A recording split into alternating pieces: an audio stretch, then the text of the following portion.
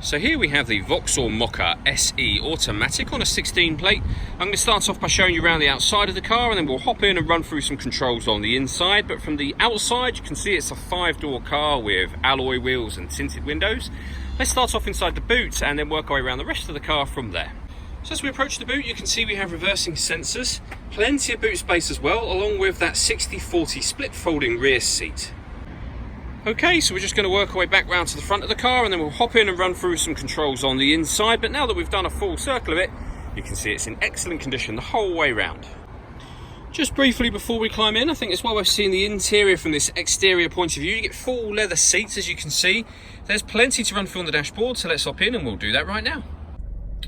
Okay, so now that we're inside the car, we're going to start with the dials. On the left-hand side, we have the rev counter, and on the right-hand side, the speedometer. In the trip computer section in the middle, you can see the total miles for this car, which are 12,560. You can change the information that's displayed above that using controls on the indicator stalk for various different bits of fuel economy information. We've also got the P to highlight that this car is in park currently, so whatever gear you're in will be shown just there. And above that, the fuel gauge and coolant temperature gauges. If we back out to the steering wheel, on the left-hand side we have cruise control and speed limiter, and on the right-hand side, stereo and phone controls.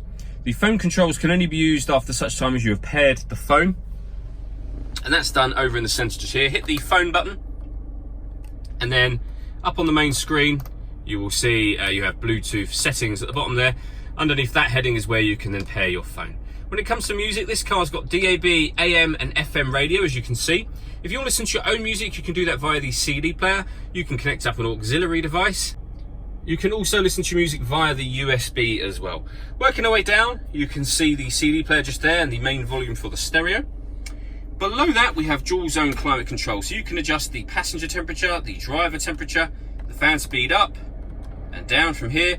You can determine where you'd like the air to be distributed. When you're happy with all of those settings, that button turns the air conditioning on, or off again, of course. You can recirculate the air that's in the car. That's a great way of heating it up or cooling it down quickly depending on the temperature that you've set. You can turn that off just as easily. We've got heated driver seat and passenger one over the other side with 3 different heat settings, and we have a heated steering wheel as well. All of the settings and adjustments you make here will show up on the main screen above. Below that, this button turns on or off the parking sensors.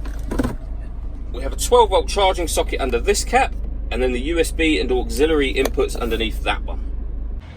All that leaves me to say is thank you for taking the time to watch this video. If you'd like to come and see the car in person and have a test drive, please feel free to call any of our MJA sites. We'd love to hear from you soon.